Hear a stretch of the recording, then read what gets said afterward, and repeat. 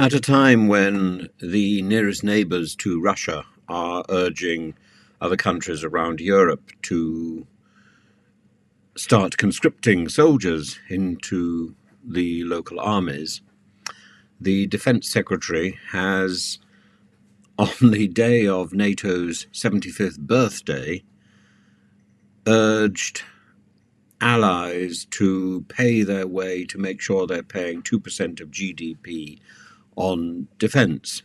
It seems the wrong sort of message to be sending out. There are only 11 countries that currently meet that 2% target. Rather than thinking of a percentage of GDP, should we not be thinking about the total amount of money that is needed rather than a percentage?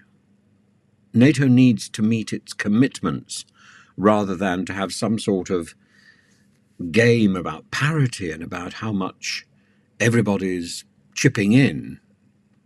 Those people who can pay more should pay more. Those people who pay less, pay less.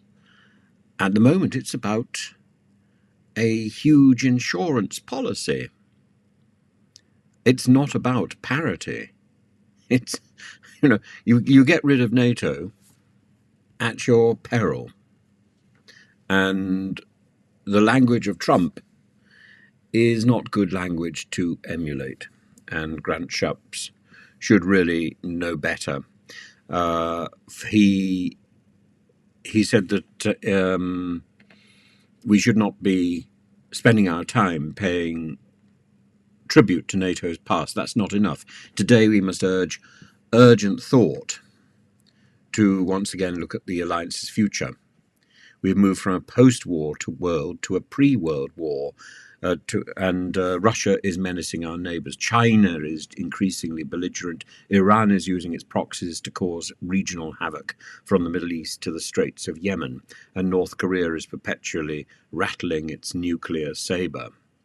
Increasingly, these malign powers are aligning, and our democracy is in their crosshairs. At the same time that Grant Shapps is, he is saber-rattling, isn't he? And he's using the same language as Trump. At the same time, President Putin is itching for some sort of conflict and pressing all manner of buttons in the French department. This is not this level of rhetoric, this level of confrontational standoffishness and testosterone-driven competitiveness. This is not the language we should be using. We should be using the language of peace and negotiation and reason, while at the same time making sure we are prepared. Being prepared is not how much everybody spends. It's not some sort of competition, or shouldn't be, about people's commitment. I think it's fairly clear that Europe is committed to an alliance of friends against threat. And that's all it needs to be.